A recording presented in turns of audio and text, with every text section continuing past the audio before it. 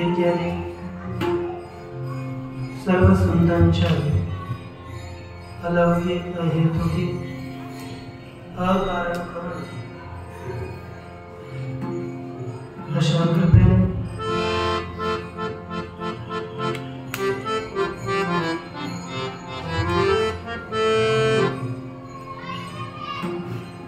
श्री ज्ञानराज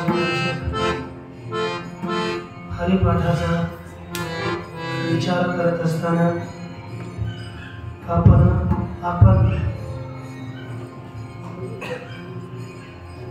16व्या अभंगाचा विचार करत आहोत। या विचाराच्या प्रसंगी काल आपण पाहिले भगवान परमात्म्याचं नाम रामकृष्ण वाणीने उच्चारण्याकरता सुलभ आहे,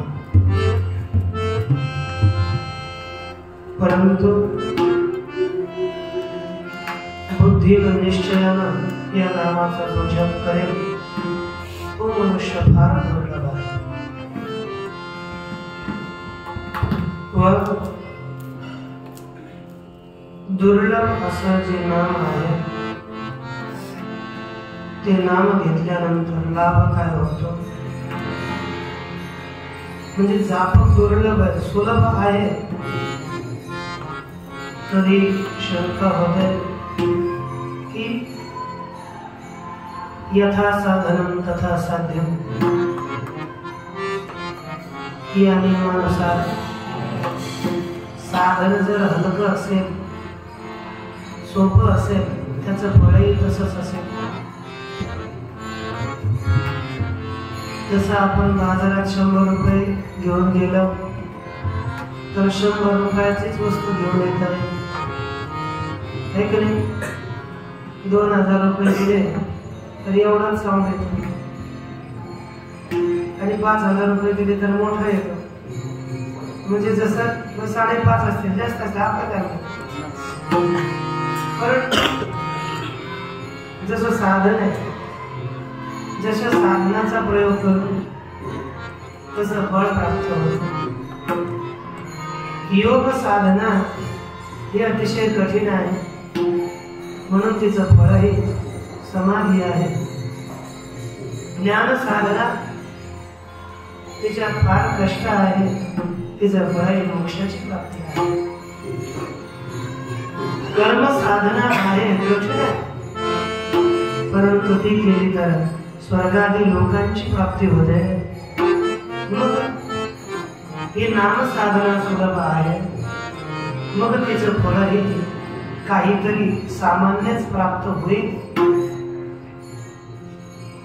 अशी शंका सर्वसाधारण मनुष्यांना येऊ शकते। तर श्री ज्ञानोबा त्याचं उत्तर देतात द्वितीय चरण रामकृष्ण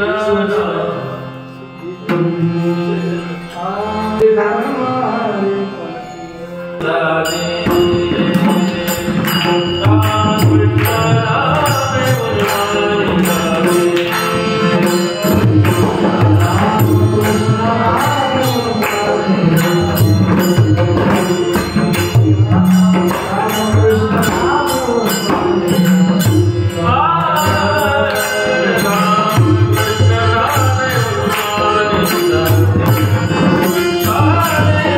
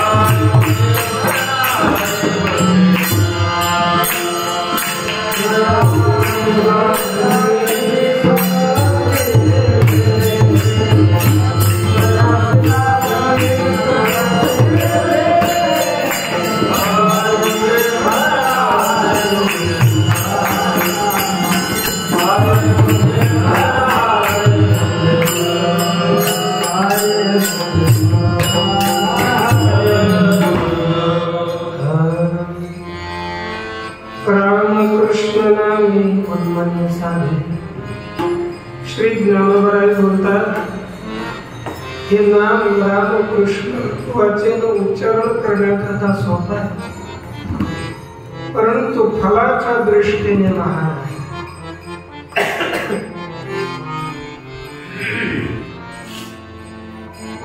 फळ याचं फार श्रेष्ठ आहे. फळ काय भेटतं सांगितलं, उन्मनी साधने. याचं फळ आहे उन्मनी अवस्थेची प्राप्ती. ही तुरीय अवस्थेची प्राप्ती. ही अवस्था या नामस्मरणाने प्राप्त होते.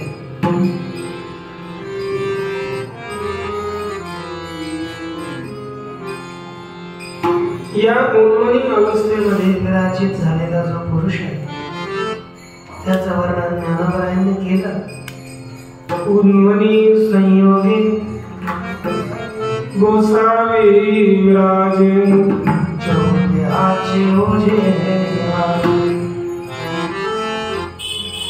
साधन चारही देहांचं ओझ दूर करून जागृत, स्वप्न, सुषुप्ती याच्या 3 अवस्था आहेत. आणि यांचे देह स्थूल, सूक्ष्म, कारण आणि चौथा देह महाकारण म्हणजे माया. या सर्वांचं ओझ दूर करून तो नित्य निरंतर सहअहमस्मी, तो परमात्मा मी आहे या चंद्रामध्ये डुलत राहतो.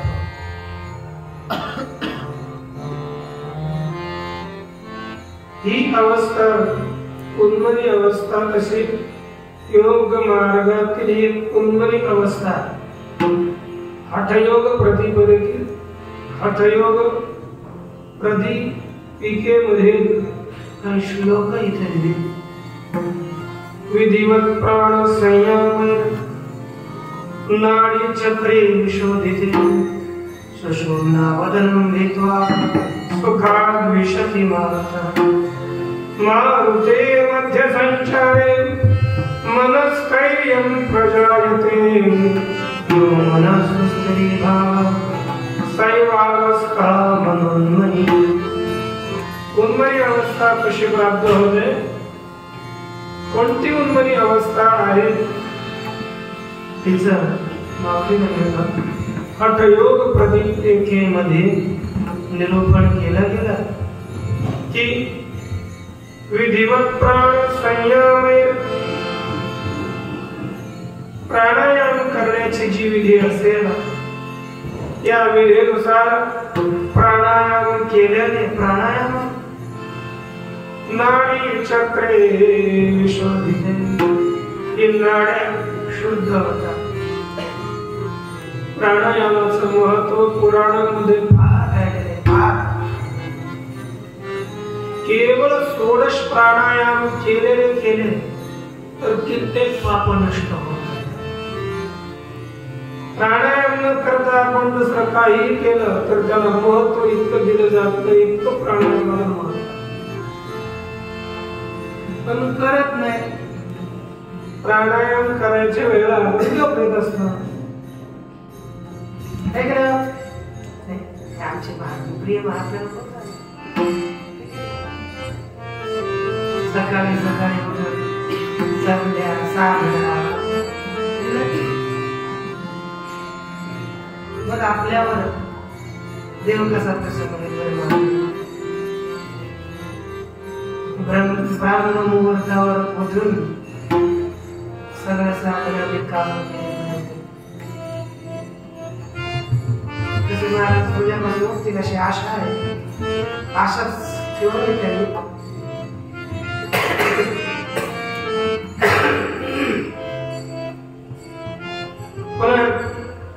सुषुम्ना वदनं भित्वा, सुषुम्ना नाडीचं मुख फोडून सुखाद् विशति मारता सुषुम्ना नाडीमध्ये टिळा पिंगला या दोन नाड्यांच्या मध्ये सुषुम्ना नाडी आहे आणि या सुषुम्ना नाडीमध्ये वायू प्रवेश करतो. परंतु असा योग सिद्ध होणे असं नाही बसा असं काय आपल्याला साधन करण्याचं जेवण सारखं असं नाही. नंतर मारुत या वायू मध्यमेमध्ये त्याचा प्रवेश झाला असता हळूहळू मन स्थिर होत जाते. शांत शांत कुठेच फिरत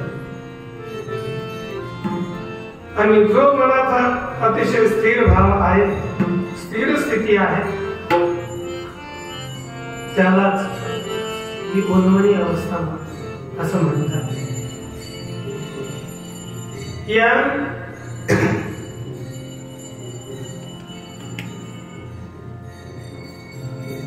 मग याच्या ही चौथी अवस्था आहे.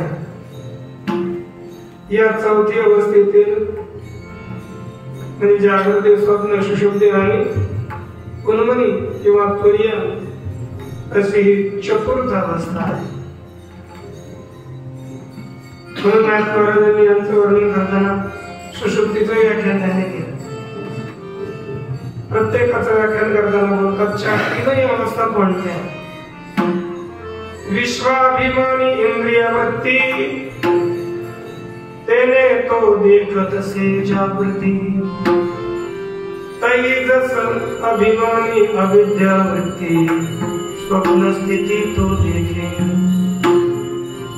नाथ महाराज बोलतात जो विश्व आहे, विश्व अभिमानी पुरुष, तो इंद्रिय वृत्तीने जागृत अवस्थेला पाहतो. तैजस एक जो स्वप्न अवस्थेचा अभिमानी आहे तो अविद्या वृत्तीने स्वप्न स्थितीमध्ये व्यवहार करतो. प्राज्ञ अभिमानी मूढ वृत्ती तो देखत से सुषुप्ती, सुषुप्तीचा अभिमानी प्राज्ञ तो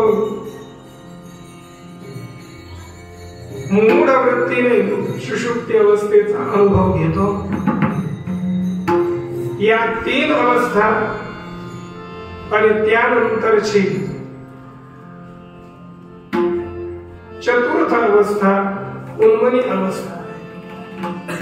म्हणून तेच काल तुम्हाला म्हटलं होतं तुर्याते उन्मनी क्षरते अक्षर निर्गुण साकार ऐसे देखा. ही चतुर्थ अवस्था आहे.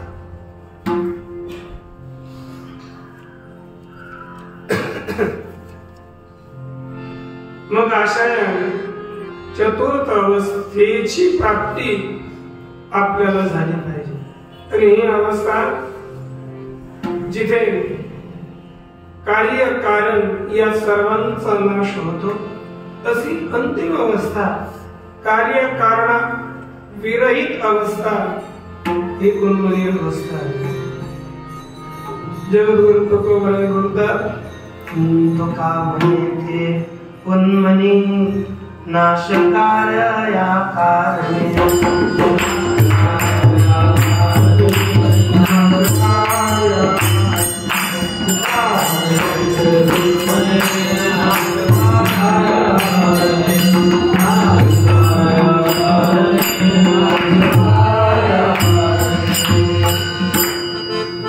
तुका म्हणे ते उन्मनी नाश कार्य या कारणे.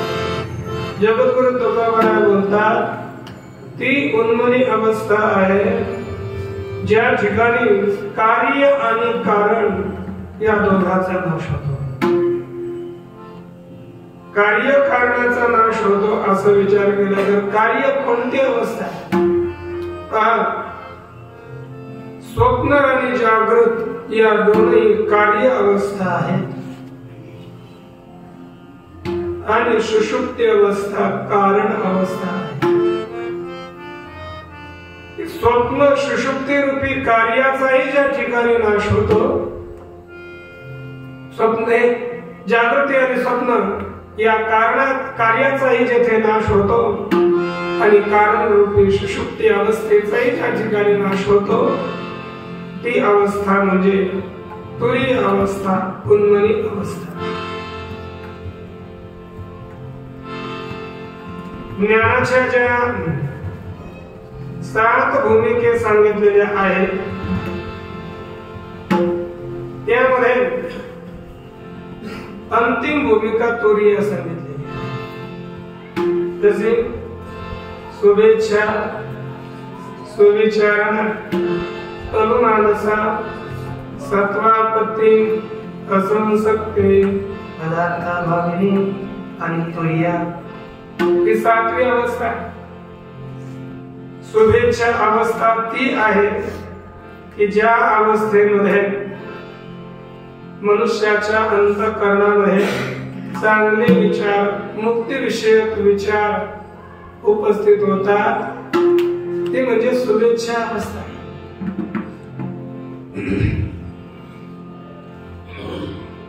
म्हणून श्री ज्ञानोबा द्वितीय अध्यायामध्ये बोलतात, सद्बुद्धी ते थेपुटी म्हणून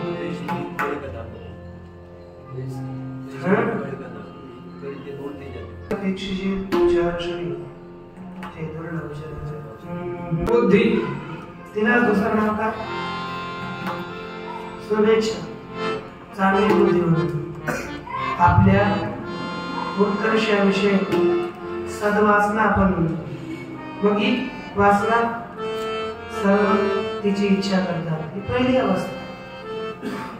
त्याच्यानंतर सुविचारणा, मनुष्य सद्बुद्धी झाल्यावर चांगले विचार करू लागतो, उलटे विचार चालत नाही।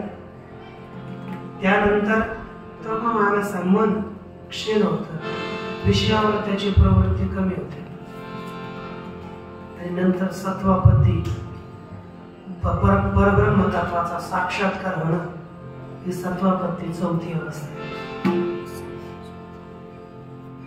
तत्पश्चात असंसक्ती, सगळ्या पदार्थामध्ये अनासक्ती होते, ही 5वी अवस्था। 6वी अवस्था पदार्थाभावी आणि 7वी अवस्था आहे तुर्या। ही अवस्था कशाने प्राप्त होते? समजा रामकृष्ण नामी उन्मनी सागरी, ही उन्मनी अवस्था भगवंताच्या नामाने प्राप्त होते, कारण की या नामाचा प्रभाव फार महान आहे। म्हणून स्वप्न सांगे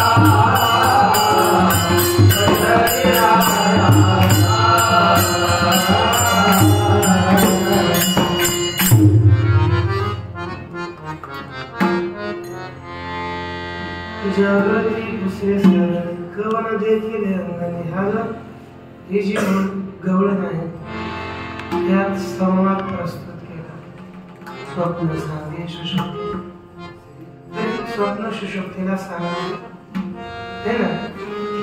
आपण पाहतोय की रामकृष्ण नाम घेतले असता उन्मनीची प्राप्ती होते.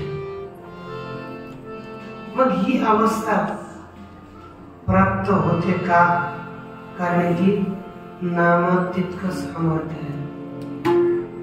श्री जगद्गुरु तुकोबाराय बोलतात, न कळो ते कळो येईल उघडे, नामे या विठ्ठले एकाचिया, न भेटे तो भेट येईल उघडे, करिता चिंतन विठोबाचे.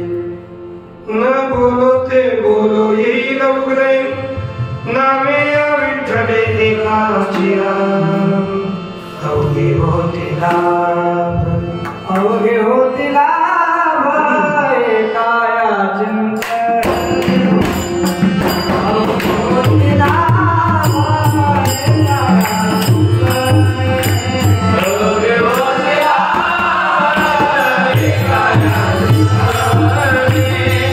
अवघे होते लाभ, एकाया चिंतन,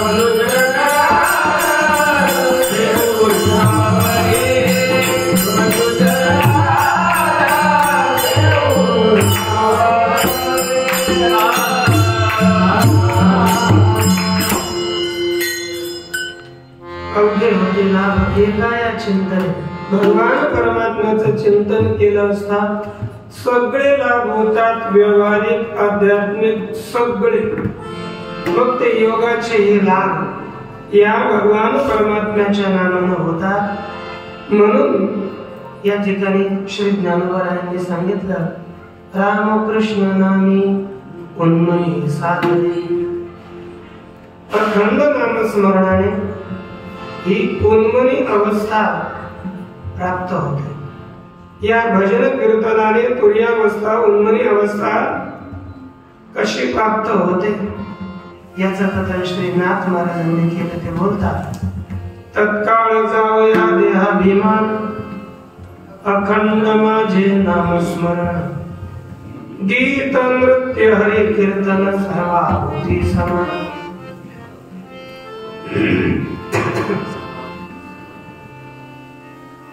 मदभावे भूते समस्त, सर्वदा पाहता सतत, मी तुर्य जो सर्वगत, तेथाही चित्त प्रवेश.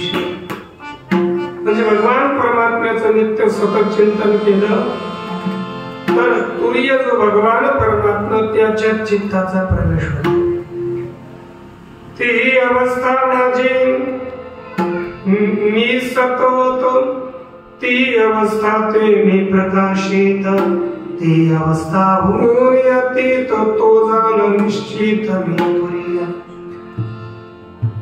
ती गुणाहून पडता चौथेपणे वीण चौथा, तो मी तुर्य जाण तत्वता, तेथाही चित्त जो ठेवी. तुर्य असणारा भगवान परमात्मा, त्या भगवान परमात्म्याच्या ठिकाणी जो आपलं चित्त ठेवतो, चित्त लावतो, तर काय परिणाम होतो नाथ महाराज सांगतात, तेथ ठेविता चित्ता, जीव पावे मधुरपता, निमाली संसारिक चिंता विषयावस्था बुडाली, तेव्हा चित्त चिंता चिंतन विषय वासना अभिमान या अवघियांचे होय शून्य मी स्वानंद घन प्रगटे. त्या आत्मस्वरूपाच्या ठिकाणी आपलं चित्त गेलं तर भगवान परमात्मा बोलतात मी स्वानंद घन तुरीय असणारा तो प्रकट होतो आणि नित्य निरंतर त्याच ठिकाणी चिंतन करणारा तुरीय अवस्थेस प्राप्त होतो.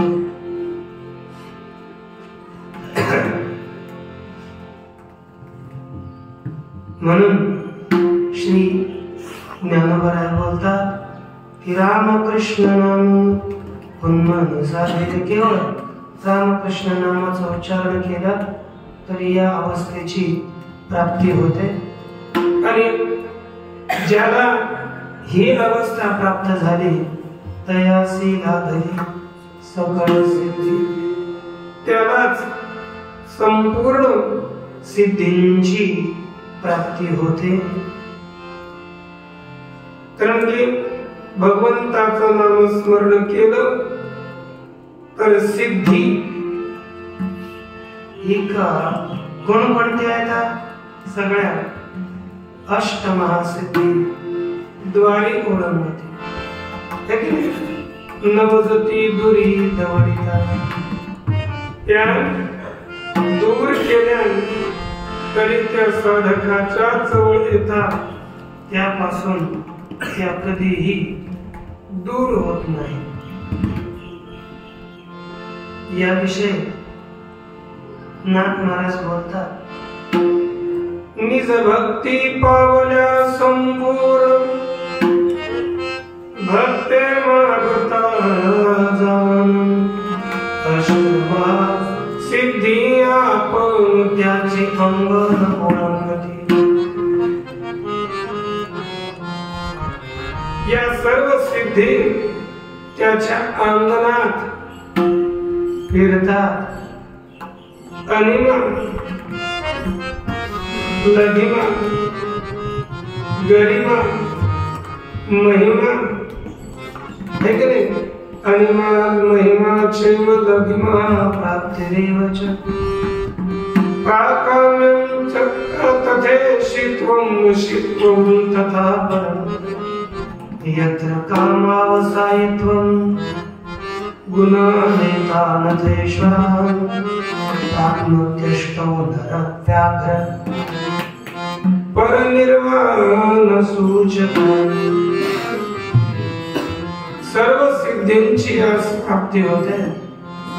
जसे अनिमा असेल, महिमा लघिमा प्राप्ती प्राकम्य ईशित्व वशित्व और कामावसायित्व या सर्व अष्टमहासिद्ध्या या साधकाला प्राप्त होतात.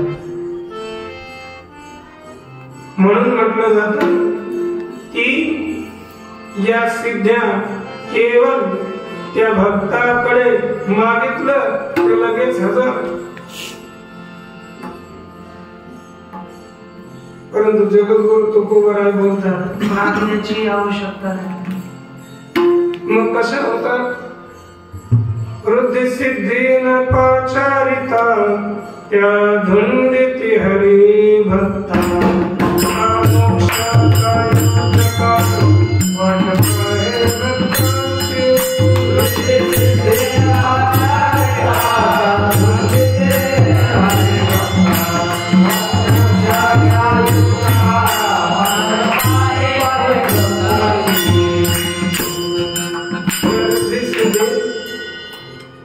न पाचारलं असताना बोलावलं असता त्या भक्ताला शोधत येतात.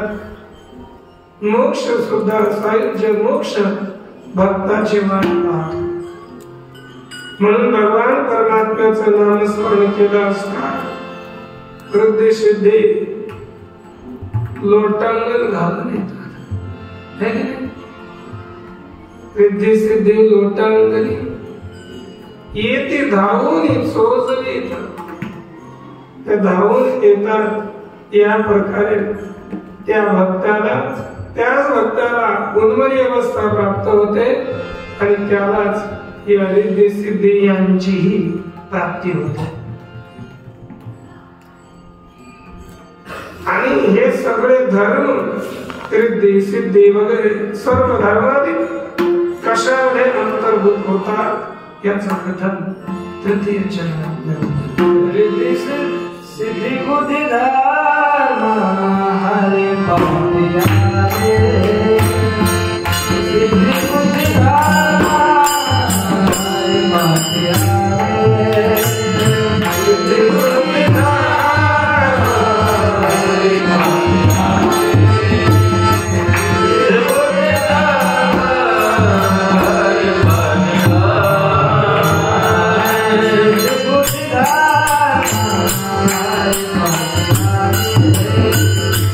सिद्धी बुद्धी धर्म हरे पापिया रे.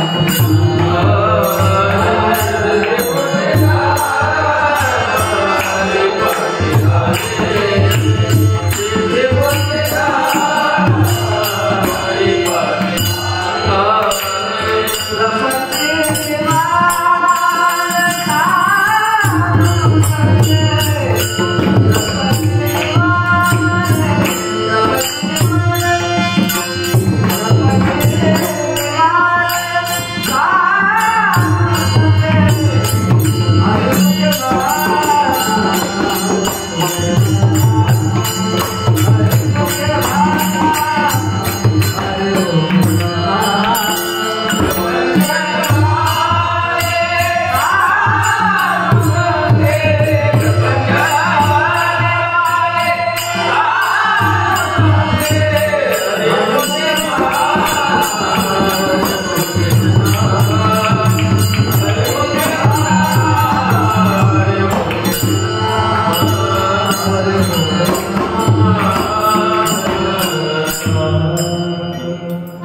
सिद्धी बुद्धी धर्म हरिपाठिया रे. प्रपंचवाले साधू श्री ज्ञानोबराय बोलतात हरिपाठी. या हरिपाठामध्ये सिद्धी बुद्धी आणि धर्म. सिद्धी या शब्दाचा अर्थ आपण प्रस्तुत सकळ सिद्धी लिहिली त्याला धरी सकळ सिद्धी. आता अष्टमा सिद्धी आपण घेतली परंतु वस्तुतः त्याला धरी सकळ सिद्धीमध्ये इथे सकळ लक्षण आहे ना. तर अर्थ सर्व सिद्ध्या सीधा या धातूपासून सिद्धी शब्द बनला तर सिद्धी म्हणजे प्राप्ती. सगळे सिद्धी मग ती मोक्ष सिद्धी असेल, अंतकरण शुद्धी रूपी सिद्धी असेल, समाधी सिद्धी असेल, म्हणजे प्रत्येक साधनाचं फळ या नामस्मरणानं प्राप्त होऊ शकतं. इतका लाभ या नामस्मरणाचा. याकरिता या नामस्मरणाने सकळ सिद्ध्या प्राप्त होतात. म्हणजे आपल्याला अनिवार्यच नव्हे तर इतर सगळ्या साधनांची फळ या नामस्मरणाने प्राप्त होतात. म्हणून श्री ज्ञानोबारायांनी सांगितलं सिद्धी या सर्व सिद्धी, दुसरी बुद्धी म्हणजे ज्ञान, तिसरा धर्म, या सर्वांचा अंतर्भाव या हरिपाठात नामस्मरणात.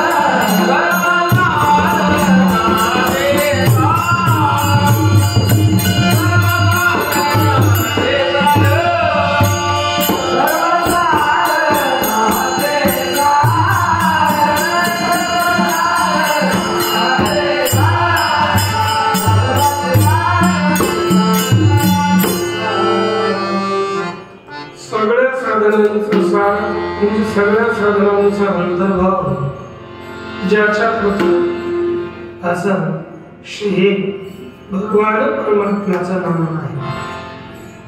मग यामध्ये सगळ्या फलांचा, ज्ञानाचा आणि धर्माचा हे अंतर्भाव. धर्म काय आहे, अधर्म काय आहे याचे आपण सगळे जाणकार आहात. धर्म कशाला म्हणतात सांगा बरं. यतो अभ्युदय निश्रेयस सिद्धी सधर्म. ज्याच्यापासून उत्कर्ष, अभ्युदय म्हणजे उत्कर्ष, निश्रेयस म्हणजे मोक्ष यांची प्राप्ती होते. अभ्युदयाचीही प्राप्ती होते आणि मोक्षाचीही प्राप्ती होते. त्यास धर्म असं म्हणतात. आणि तो धर्म सुद्धा भगवान परमात्म्याला शरण जाऊन भगवान परमात्म्याचं नामस्मरण केलं तर ते सगळे धर्म झाल्यासारखे. म्हणून भगवान परमात्मा काय बोलले गीतेच्या 18व्या अध्यायात, सर्व धर्मान् परित्यज्य मामेकं शरणं व्रज. बोला अहं त्वा सर्व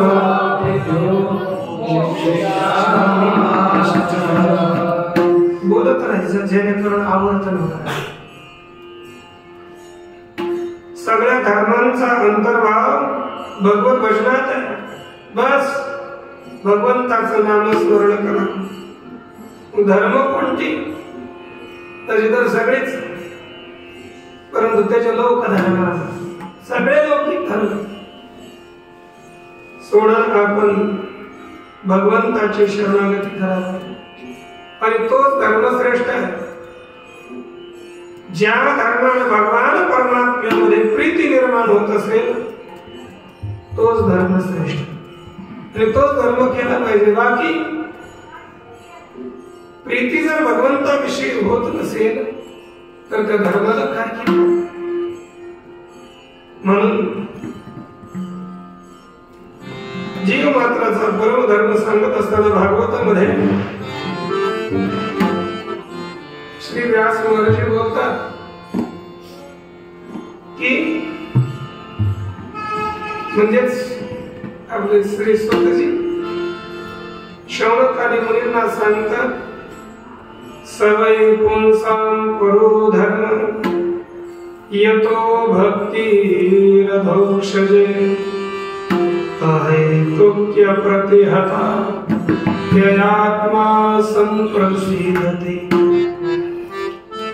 तोच मनुष्यांचा परमश्रेष्ठ धर्म आहे ज्याच्यापासून भगवान परमात्म्याविषयी निर्हेतुकी अखंड भक्ती निर्माण होते,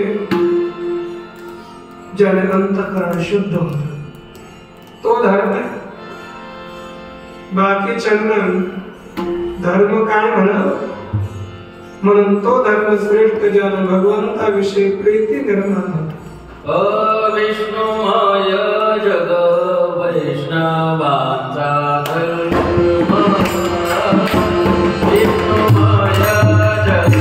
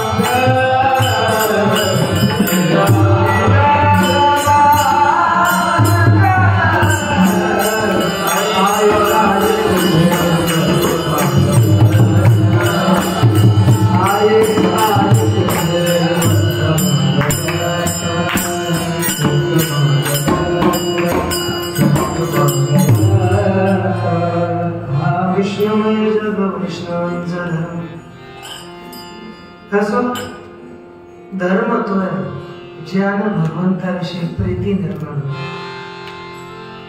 होते. स्वनुष्ठितस्य धर्मस्य संसिद्धिर् हरितोषणम्. भगवान परमात्म्याची प्रीती हेच त्या धर्माचं फळ असतं. नाथबाबांनी केलं धर्म स्वनुष्ठिता पुंसा म्हणजे विश्वक्सेन कथाश्रयः नोत्पादयेद्यतिरतिं श्रमेव हि केवलम्.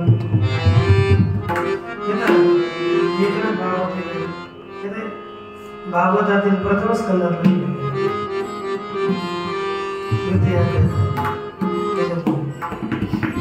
म्हणजे जो एक जर भगवंताविषयी प्रेम ज्या धर्मानं निर्माण होत नसेल तो फालतू श्रम आहे. म्हणून हा तो धर्म केला पाहिजे ज्याने भगवंताची प्रीती निर्माण होईल. असा धर्म एक आहे भगवंताचं नाम स्मरण आणि भगवंताला आपल्या हृदयात धारण करणे. मुख्य धर्म देव चित्ती आदि अवसानंती. हा धर्म आपण ठेवला पाहिजे या भक्तीच्या साधनेमध्ये. सगळ्यांचा अंतर्भाव याचा हरिपाठात होतो आणि हरिपाठाचं चिंतन करणाऱ्याला मग काही कर्तव्य शिल्लक राहत नाही. सगळे धर्म त्याचे परिपूर्ण होतात. यद्यपि प्रत्येक मनुष्य जन्माला आल्यानंतर त्याला काही कर्तव्य निर्धारित असतं परंतु ते कर्तव्य त्याला लागत नाही. जायमानो ब्राह्मण स्त्रीभिर्वाजायते. उत्पन्न झालेला ब्राह्मण तो 3 ऋणांनी युक्त होऊन उत्पन्न होतो. मग त्या ऋणांची निवृत्ती करता 3 साधना कराव्या लागतात. तो कशा कशा कोणत्या साधनाने? स्वाध्यायाने तो ऋषी ऋणातून मुक्त होतो. अभ्यास करावा लागेल. शास्त्र पठण नाही केले तर ऋषीने एवढे ग्रंथ निर्माण करून ठेवले. त्यांनी त्यांचं आपल्यावर फार ऋण आहे. ते शास्त्राध्ययन करून परंपरा पुढे चालवली तर त्या ऋषी ऋणातून मुक्त होतो. यज्ञ यागादी केल्याने देवऋणातून मनुष्य मुक्त होतो आणि संतती उत्पन्न केल्याने तो या पितृऋणातून मुक्त होतो. परंतु जो भक्त आहे त्या भक्ताला या 3ही ऋणातून मुक्त होण्याकरिता चिंता करण्याची आवश्यकताच नाही. बस भगवत नामस्मरण केलं तर त्रिविध ऋणातून मुक्त होतो. नाथ महाराजजी बोलतात जो विनटला हरिचरणी तो कोणाचा नव्हे ऋणी. जेवी परिसाचे मिळणी लोकाळेपणी निर्मुक्त. ज्याप्रमाणे लोखंडाला परिसाचा स्पर्श झाला असता तो सगळ्या दोषातून मुक्त होतो. त्याला पुन्हा काळेमा इत्यादी काही दोष राहत नाही. तो निर्मळ चकचकीत पिवळा होता. त्याचप्रमाणे जो भगवान परमात्म्याच्या चरणाशी शरण गेला तर तो कोणत्याच ऋणामध्ये बांधला जात नाही.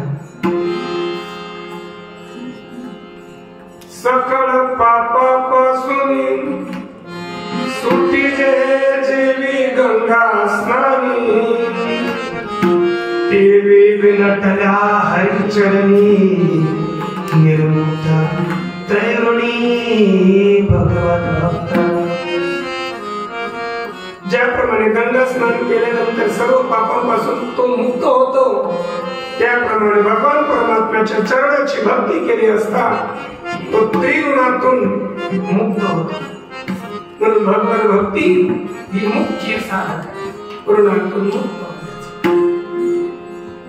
याकरिता सकळ धर्माचे कारण नाम संकीर्तन नामस्मरण हरी कीर्तन दया क्षमा समाधान संत जन साधिते। या सकळ धर्माचं कारण भगवंताचं नामस्मरण आहे आणि ते सगळे धर्म या हरिपाठात नामस्मरणात अंतर्भूत होतात।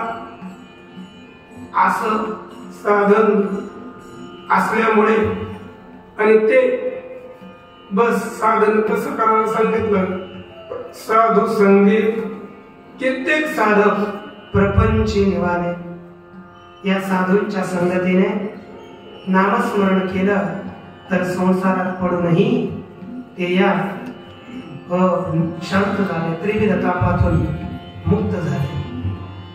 त्रिविध तापाचे झाले बरोबर देखील आचरण वैष्णवांचे म्हणून आणि हेच जर नामस्मरण केलं तर या नामाचा ठसा म्हणता आपण बोलत आहे तर त्यांनी जाऊन ठसावून उमटवला, आपल्या नावाचा छाप छोडली, म्हणजे नामाची एक प्रसिद्धी झाली, म्हणजे नाम नोंदणी पक्की झाली की हे नाम काय फळ देतं अंतिमच्या नामदेव राम राम कृष्ण नामदेव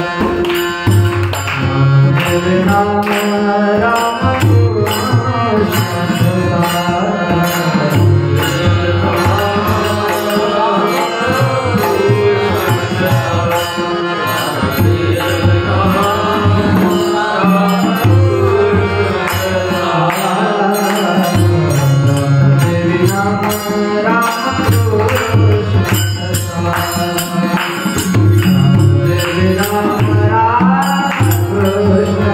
Krishna